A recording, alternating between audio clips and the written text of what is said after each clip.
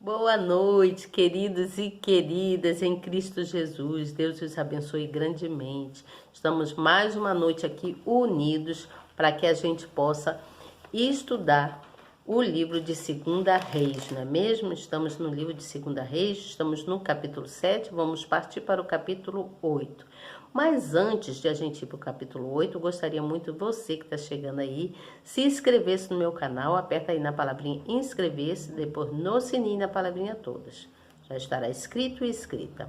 Não esqueça também de dar um like nessa mãozinha, nesse símbolo aí que é a mãozinha. Essa mãozinha significa que eu venho trazer um papo reto para vocês, um papo firme, tá bom? Uma coisa que aconteceu mesmo e que não diz, não condiz com respeito, não é nada que desrespeite a conduta de alguém, tá bom? É a palavra de Deus que eu venho trazer aqui, é o nosso estudo, que a cada dia nós estamos aprendendo, não é mesmo?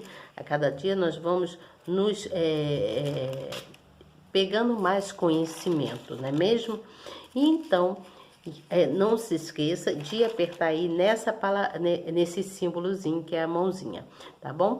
E depois, no final dessa live, não pode esquecer de espécie alguma, tá bom? Não pode esquecer de compartilhar a palavra. Cada vez que você compartilha a palavra, mais você é abençoado, porque Deus está vendo qual a sua intenção.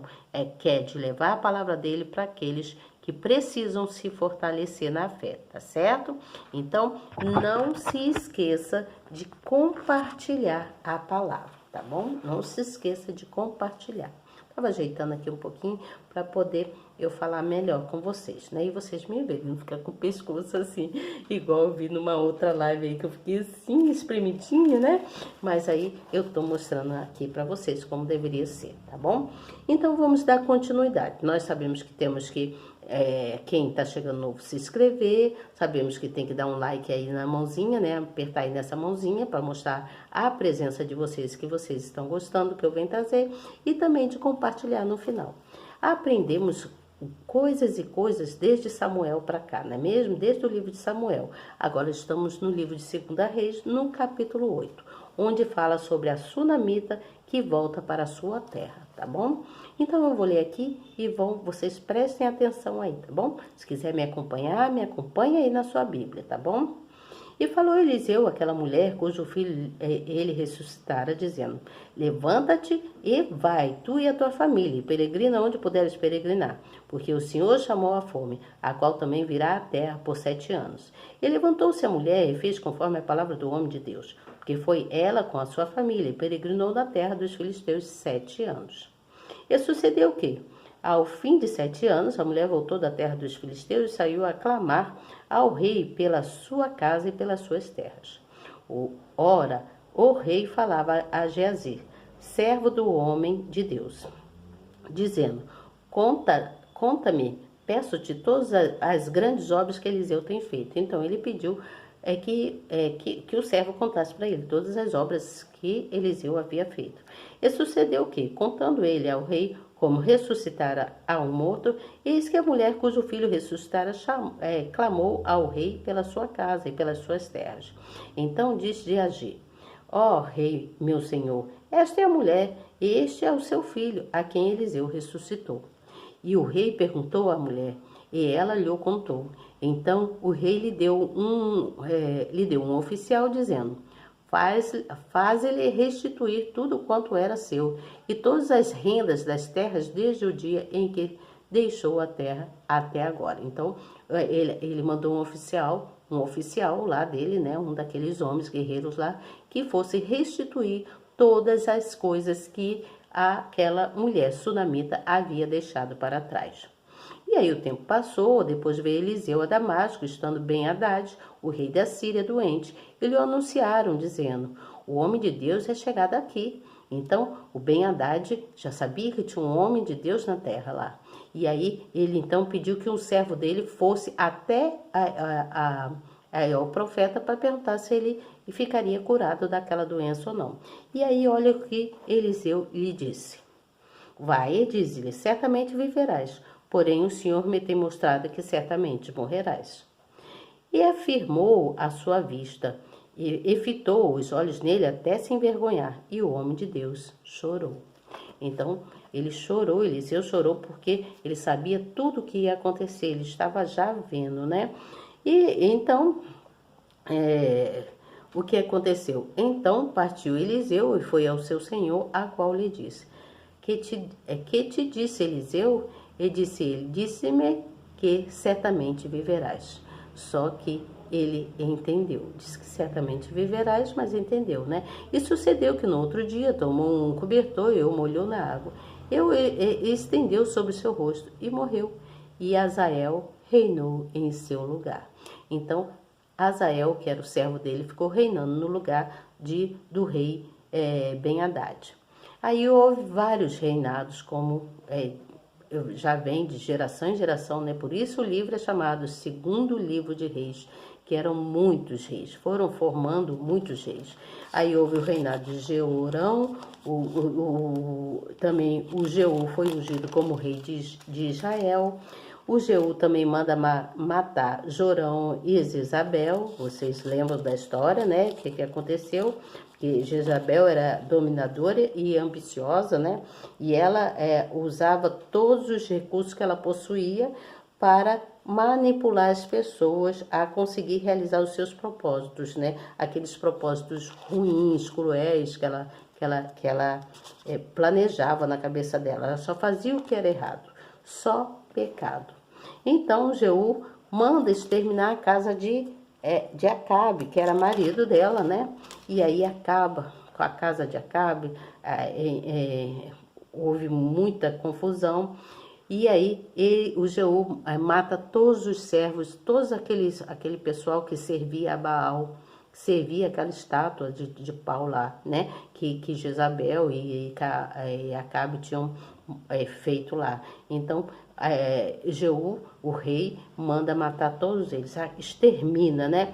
Aí diz assim: e entrou Jeú com Jonadab, filho de Recabe, na casa de Baal, e disse aos servos de Baal: exterminai e vede bem, que porventura nenhum dos servos do Senhor aqui haja convosco, senão somente os servos de Baal. Então ele olhou primeiro, antes de matar todo aquele povo, ele tinha que ver quem era de Deus e quem não era. Se tivesse alguém de Deus ali, não mataria, mas se não tivesse, matariam todos. Então morreu toda aquela linhagem de Baal. Mas ainda ficou Atalha, que era a mãe de Acasias, que quando ela soube que seu filho foi morto, ela manda matar toda a família real.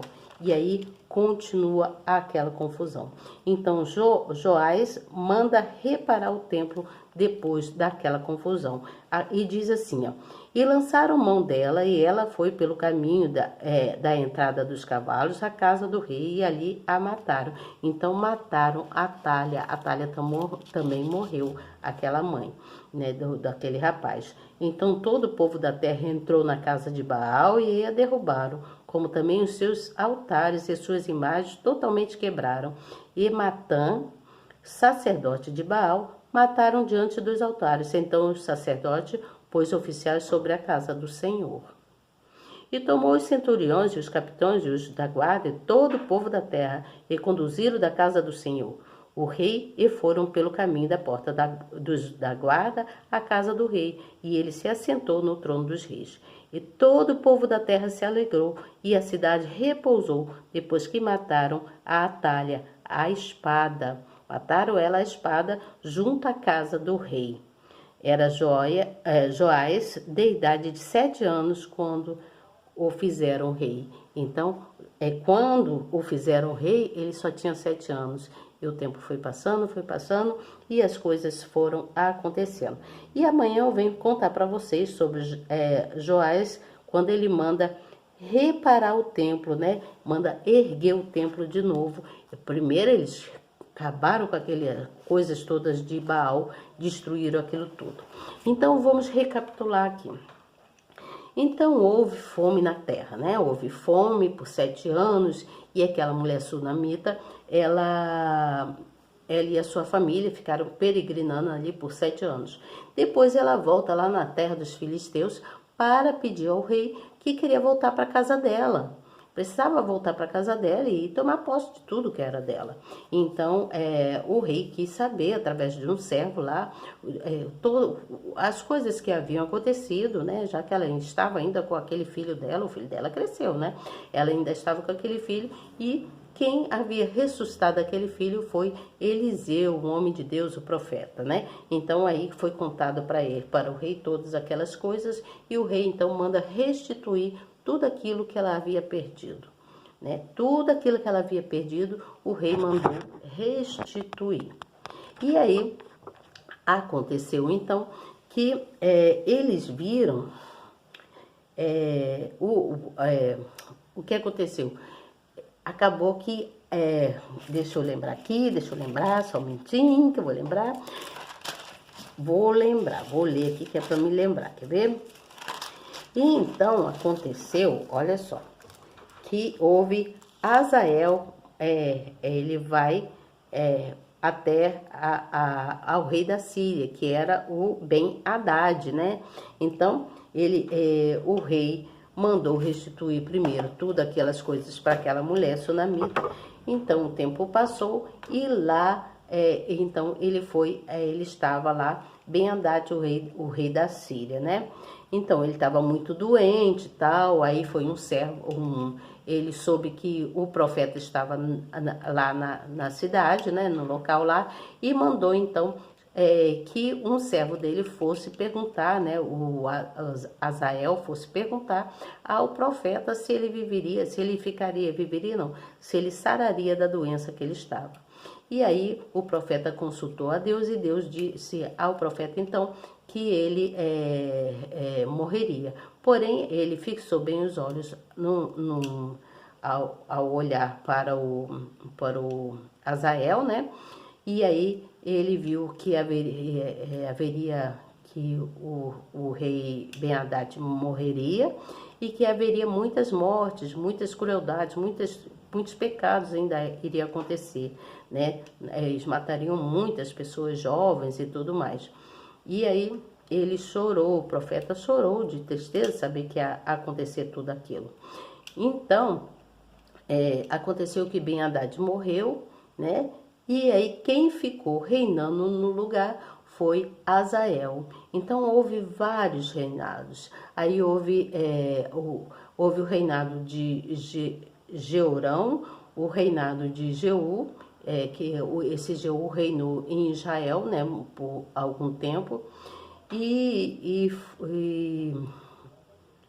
esse rei Jeú, ele acabou ele acaba com toda a família de Acabe, né? Ele mata, né? Destrói a casa de Acabe e também ele acaba mandando matar também Jezabel. Então toda aquela linhagem de Jezabel é morta. E aí ele depois ainda vai buscar aqueles servos que estavam servindo a Baal.